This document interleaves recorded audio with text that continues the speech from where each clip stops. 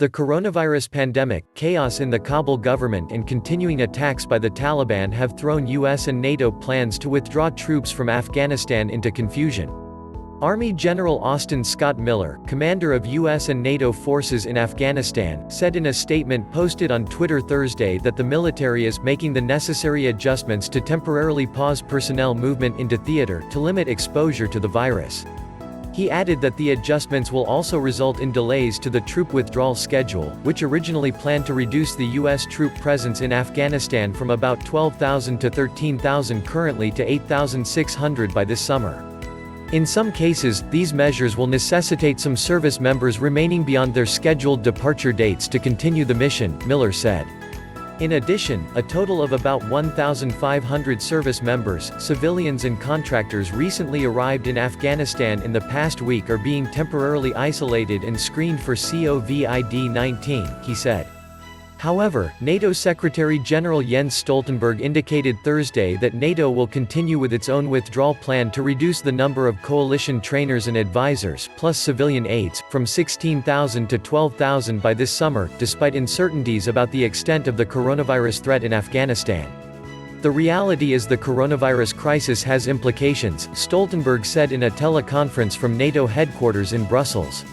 But he said it is possible to continue the drawdown and do that in a responsible way, at least initially.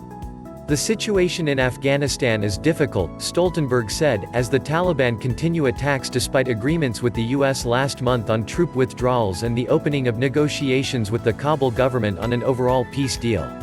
He said he is concerned about political turmoil in Kabul, where President Ashraf Ghani's legitimacy has been challenged.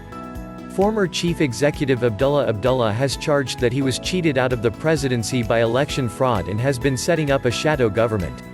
The temporary halt to American troops entering and leaving Afghanistan is expected to last about a month, Miller said, but the spread of coronavirus potentially could alter the current plan. There have been no reported confirmed cases of the virus among U.S. or coalition troops in Afghanistan thus far, although Pentagon officials said last week that there could be a delay in reporting since tests had to be sent to Landstuhl, Germany, for evaluation. However, about 21 U.S. and coalition troops are in isolation as a precaution after showing possible symptoms. In a statement posted to Twitter, Colonel Sonny Leggett, a spokesman for the U.S. mission in Afghanistan, said that protecting the force is our top priority, but we continue to execute the ordered drawdown to 8,600. The coronavirus crisis has already impacted troops who have returned to the U.S. under the withdrawal plan. In a precautionary move last Saturday, 300 paratroopers from the 82nd Airborne Division returning to Fort Bragg, North Carolina, from a 9-month deployment to Afghanistan were ordered to quarantine at home or in barracks for at least 14 days.